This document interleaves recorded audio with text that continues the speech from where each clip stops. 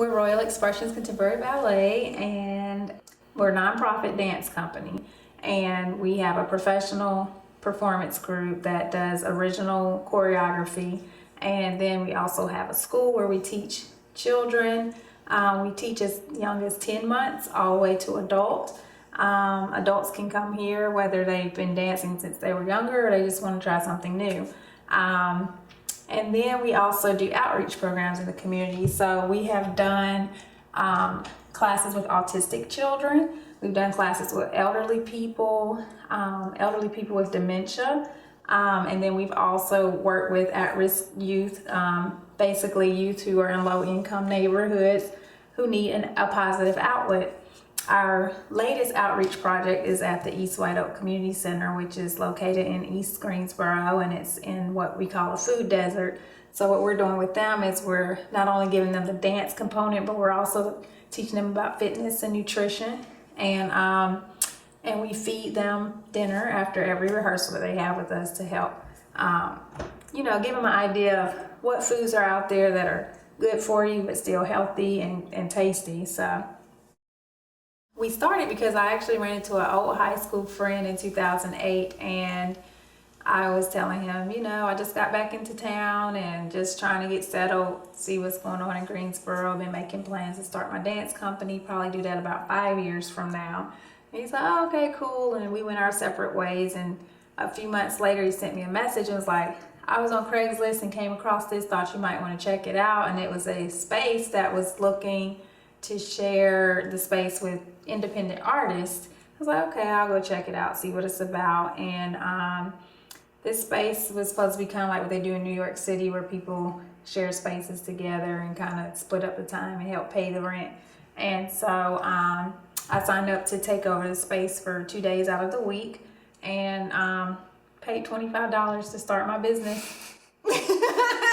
So it was like bam, bam, bam. It all happened really fast. And when I had been doing my research, I thought I was going to need at least like $25,000 just to get started, even more than that really, but just to even try to get started. So 25 versus 25,000 sounded like a deal to me. So we moved into this space, and I carried my business in a box, had my sound system and my paperwork and everything. And I had one student to start with, and she stayed with me for 9 months before anybody else ever enrolled. So she was hardcore committed, and we just have grown and blossomed from there. We've since moved on from that space we shared a space with the YWCA for a while, and then we moved in here. So we've pretty much been here most of the time. So can you walk us through your average day of what you would do?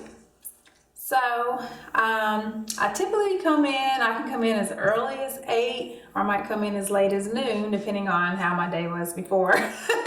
Because my days can be 8 to 12 hours long real easy if I'm not careful. And I spend the first part of my day in the office doing paperwork, taking care of registrations for students, calling up funders, setting up meetings, going to different conferences and meetings for nonprofits or for dance or just anything to help develop me as a leader. I do the accounting, emailing, all the social media. So it's a pretty jam-packed day. I try to split my days by tasks that are priority. So Monday when I'm coming in, I'm focused on marketing and looking at the books, making sure our money is straight.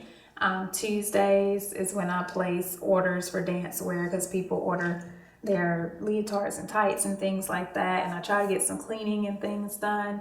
And then I call Wednesday Wisdom. That's when I kind of have a down day to kind of look around and research, see what's going on in the field, catch up on different artists that I follow or companies that I follow, and see what's happening there.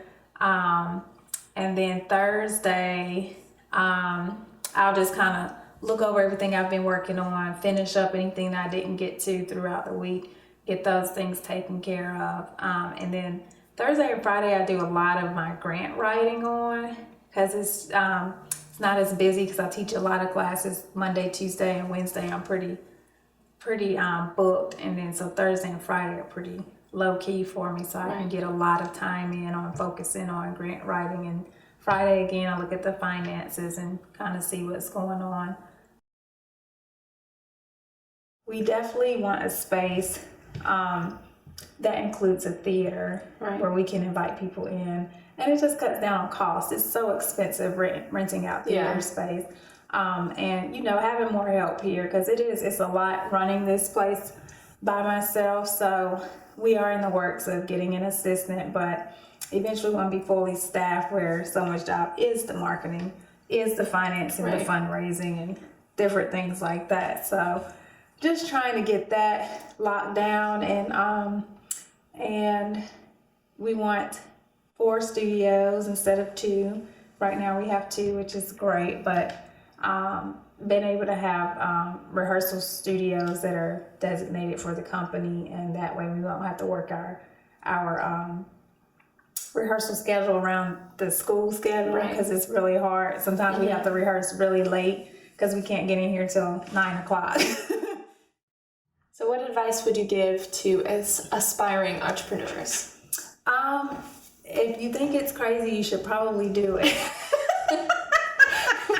Don't talk yourself out of the big, crazy ideas that seem unattainable, because then you're slowing down and impeding your growth. Like, if it's just some crazy thought pops into your head, get you a journal, write it down, write down how you can make it happen, break it down into smaller steps.